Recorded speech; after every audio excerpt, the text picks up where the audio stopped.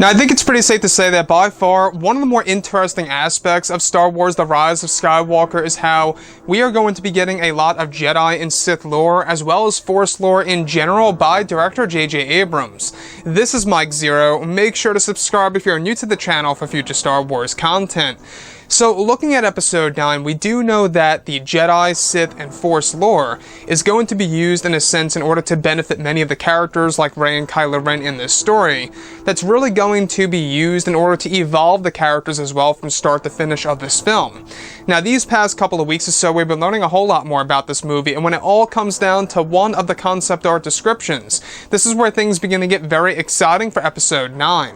Now, specifically, a description of Rey heading toward the Lost City. It's described that she is heading toward a set of Jedi ruins, one of which is said to have been the home of the first Jedi. It's described that Rey begins to hear the voice of Obi-Wan Kenobi's Force Ghost in a faint way that guides her through these ruins. Kenobi's Force Ghost voice is described to guide Rey to the middle of the structure that is described to be a place that will retell the prophecy of the Chosen One and its origins. Kenobi's presence is described to guide Rey to this location, where she learns about the origins of the creation of the prophecy of the Chosen One, and exactly how it was created. Now, this is all said to take place within the center of the first Jedi's home, that is very strong through the ways of the Force. The scenery is described to be very dark and grim, whereas Rey walks through the ruins and toward an ancient abstract statue that shows Rey the origins of the prophecy, where it's said to provide Rey clarity on everything that she needs. This entire sequence is described to be done with the help of Kenobi and takes place within the Lake of Dreams segment. So, let's go over a couple of parts about this. Now, we do know that Episode 9 is really going to take advantage of the Jedi and the Sith and the Force lore that's really going to make Rey become a totally different character, and the same exact thing goes for Kylo Ren. And I think that's exactly really what needed to be done in The Last Jedi, where we got to learn more about the ancient Jedi and the ancient Sith from the past, as well as learning more about the Chosen One prophecy and the prophecy overall. Now, the fact that they are going to be introducing new elements of the prophecy and changing the whole entire idea of the Chosen One really seems like a big risk by Disney, Lucasfilm, J.J. Abrams, and even George Lucas, who, by the way, is attached to this movie. Now, we do know that George Lucas had a great hand in developing the Chosen One aspect of Episode 9 and explaining, exactly its origins and how the prophecy was created.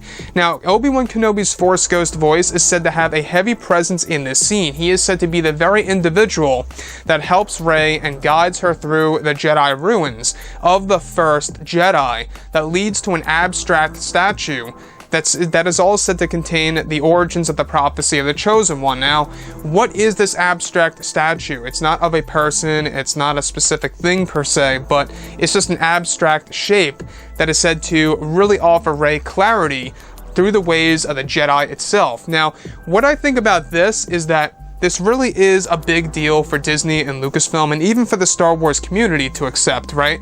Because we do know that in the prequels, the Chosen One, obviously it's Anakin Skywalker and nobody else, and that's exactly what's going to be somewhat shifted and changed in the Skywalker saga within Episode 9.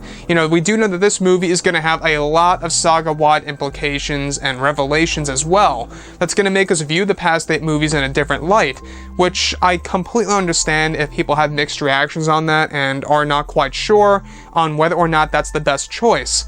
But this Kenobi sequence where he's speaking out to Rey and reaching out to her, guiding her through these ruins, and he is the one directly responsible for allowing Rey to discover the origins of the Chosen One prophecy, it really does, bring one to question, how long has this thing been here? It must have been thousands of years old, because we do know that the first Jedi has been around for a very long time.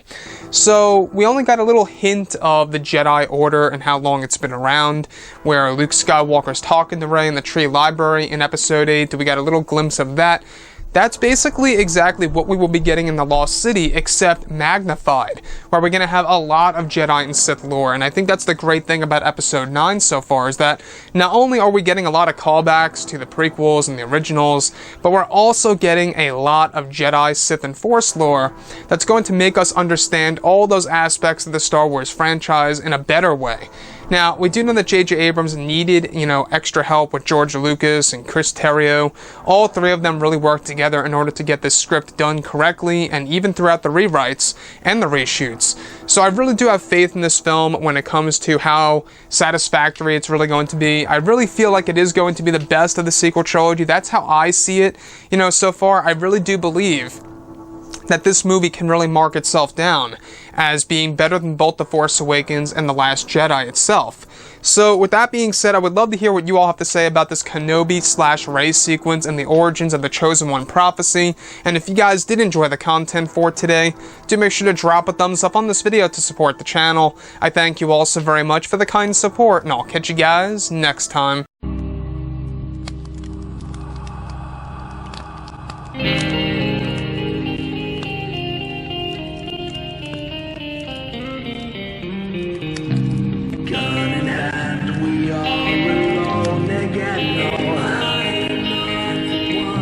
From night to